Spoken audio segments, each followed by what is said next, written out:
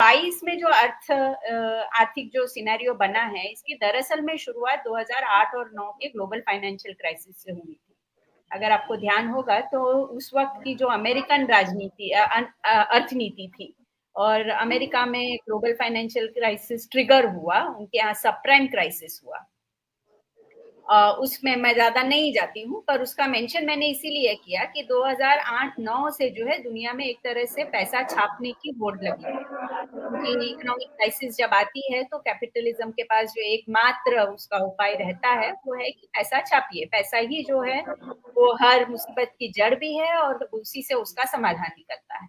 2009 से लेकर 2020 तक दुनिया में जितनी करेंसी छपी, क्योंकि वो करेंसी सिर्फ अमेरिका में नहीं छपी, ग्लोबल फाइनेंशियल क्राइसिस हुआ था, इसीलिए दुनिया के सभी देशों ने अपनी अपनी जगह पर करेंसीज छापी कि दुनिया मंदी में ना चली जाए, और मंदी से बाहर निकालने के लिए एक तरह से इंटरेस्ट रेट 0 कर दिया गया और पैसा भयानक रूप से छपा।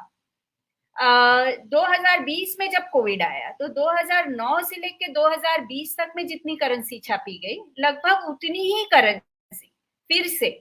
2020 से लेकर अभी तक में छापी गई, 2022 की शुरू तक छापी गई। तब आप उसका अंदाजा लगा सकते हैं कि कितना पैसा 10 साल में छपा और उतना ही पैसा अगले 2 साल में भी छपा। माने ग्लोबल जो बैलेंस शीट जो है वो बहुत ही, और जिसका नतीजा आज हम दुनिया भर में देख रहे हैं, जिसको इन्फ्लेशन के माध्यम से हम देख पा रहे हैं कि अमेरिका हो, यूरोप हो, लंदन की आपने बात की, पाकिस्तान हो, भारत हो, कई देशों में 40 साल के ऊपर जो है इन्फ्लेशन चल रहा है। 40 साल से सबसे भयानक इन्फ्लेशन चल रहा है। और भारत में हालांकि उतना इन्फ्लेशन नहीं है, पर भारत की सब चीजों के दाम अगर आप देखेंगे, चाहे वो पेट्रोल हो, चाहे वो आपकी दाल हो, खाने का तेल हो, खाने की जितनी चीजें हो, या फिर बनने के जितने भी सामान हो, इंडस्ट्रियल प्रोड्यूस हो, सबका जो प्राइस है वो ऑल टाइम हाई पे चल रहा है। तो ये जो है वो डायरेक्ट नतीजा था जितना पैसा हमने छापा उसका। 2022 की मार्च में ये सिनेरियो बदलता है, क्योंकि 2022 में दुनिया भर में इंटरेस्ट रेट बढ़ाने की बात जो है वो शुरू होती है। मतलब आप समझिए कि लगभग 10-12 साल के बाद जब 0% इंटरेस्ट रेट पे मुफ्त में पैसा बट रहा था पूरी दुनिया में, और भारत जैसे देशों में उड़ेला जा रहा था, क्योंकि भारत ही एक ऐसा देश था जिसके पास 6-7-5% जितना भी कहिए आप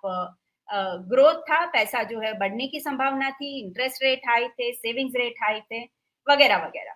2022 मार्च में अमेरिका ने जो है वो अपना इंटरेस्ट रेट बढ़ाना शुरू किया और तेजी से बढ़ाना शुरू किया, जिसके चलते चलते न केवल अमेरिका में मगर यूरोप में, आप देखिए भारत में, दुनिया भर के जो ग्लोबल सेंट्रल बैंक है उसने पैसा बढ़ाना शुरू किया, और जो एक फ्री का पैसा था वो धीरे धीरे जो है वो निकलना शुरू हुआ है। एक तरह से जो है ये 2023 का या आने वाले पता नहीं कितने सालों का ये सेटअप 2022 में बैठ रहा है, और उसको एक तरह से आप आगे आने वाले दिनों में आप ये मानेंगे कि भाई एक वाटर शेड ईयर था, जो पूरा आर्थिक जो ढांचा बना हुआ है पिछले सालों में, जिसमें पैसे से पैसा बनाना जो है वो बहुत आसान रहा। और ये दरअसल में देखें तो जब से दूसरा विश्व युद्ध खत्म हुआ उसके बाद जो IMF, वर्ल्ड बैंक वगैरह, आप सब जानकार लोग हैं, आपको मालूम है कि कैसे साम्राज्यवाद, जो आर्थिक कैपिटलिज्म वगैरह जो है वो कैसे चलता है। पर इतने सालों में पैसे से पैसा बनाना जो है, जो आसान था, उसका चरम जो है वो हमने ये 20, 21 और 22 में देखा, और जिससे अभी जो एक लेटेस्ट आंकड़ा आया है जो ये कहता है कि हर 30 घंटे में एक बिलियनर बन रहा है। बिलियनर मतलब इंडिया का 100 करोड़, एक बिलियन माने 100 करोड़ रुपया जो है वो बनता है, और हर 30 घंटे पर एक बिलियनर दुनिया भर में ऐड हो रहा है। एक तरह से आप देखिए कि हम क्राइसिस में भी जा रहे हैं, और दूसरी तरफ हम देख रहे हैं कि बिलियनर कैसे बढ़ रहे हैं, और इनइक्वालिटी के आंकड़े आपको जितने चाहिए होंगे उतने आंकड़े आपको मिलेंगे। ये 2022 में किस तरह से चीजें बदलती हैं वो हमको देखना पड़ेगा, और उसके चलते हमने देखा कि जो डॉलर था, डॉलर इंडेक्स जो था वो रिकॉर्ड स्तर के नजदीक पहुंच गया, जिसकी वजह से दुनिया भर की करेंसीज जो है वो वीक हुई। आपने पाकिस्तान रुपी की बात करी, इंडियन रुपी भी ऑल टाइम लो पे चल रही है, और जिसको हमारी वित्त मंत्री कहती हैं कि रुपया कमजोर नहीं हो रहा है पर डॉलर मजबूत हो रहा है।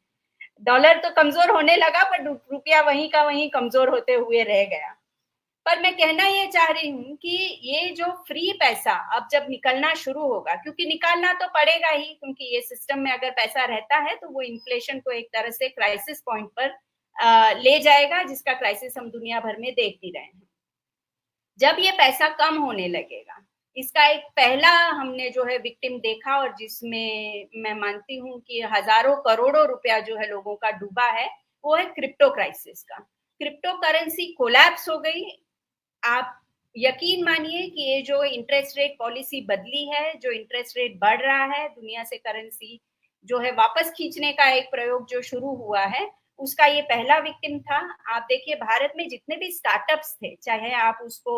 वो फूड वाली कंपनी जोमेटो ले लीजिए या पेटीएम ले लीजिए, आप जितनी भी ले लीजिए, कि सारी की सारी जो लॉस मेकिंग कंपनीज थी वो सारी कोलैप्स हो रही हैं। और पैसे से पैसा, मुफ्त में पैसा बनाने वाला जो एक कैपिटलिज्म का पूरा चरित्र है, जिसमें आप कुछ मत करिए, पैसा लगाइए और पैसा निकलता जाएगा, वो सारी सिस्टम को 2022 से एक धक्का पहुंचा है। अब सवाल ये उठता है कि ये धक्का जो है वो कहाँ तक जाएगा। भले हम ये मान ले कि आर्थिक तंत्र जो है वो अपने आप में आइसोलेशन है, पर सच ये है कि दुनिया भर की पॉलिटिक्स, दुनिया भर के सामाजिक अनरेस्ट, दुनिया भर के जो सिस्टम्स हैं, वो सारी आपस में जुड़ी हुई हैं, और एक का क्राइसिस दूसरे में ट्रांसलेट करता ही करता है। और जिसके बारे में आप सब लोगों ने इशारा किया कि ये कैपिटलिज्म के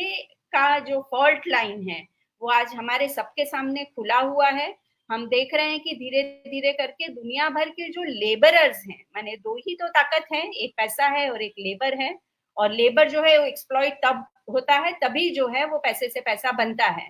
तो उस तरह से हम देखें तो एक तरफ फिरोज अक्सर गिनाते हैं कि किस तरह से लेफ्ट की सरकारें आने लगी हैं, दूसरी तरफ हम ये भी देख रहे हैं कि दुनिया भर के मजदूर जो है वो आंदोलन पे उतरे हैं, और इसका आंदोलन जो है वो समय समय पे वॉल स्ट्रीट को ग्रैब करना हो या इस तरह के आंदोलन आते रहे हैं। और मैं मानती हूँ कि वो एक जो है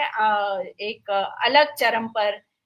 2022 में जो ट्रिगर हुआ है, वो आने वाले सालों में हम देखेंगे कि इसका क्या नतीजा निकलता है। अमूमन ऐसा मानते हैं, और जो सही भी लगता है, लॉजिकल भी लगता है, कि जब पैसा खत्म होने लगे, रिसेशन आने लगे और आर्थिक दृष्टि से सारी चीजें चरमराने लगे, तो बहुत आसान होता है युद्ध का रास्ता अपनाना, क्योंकि युद्ध में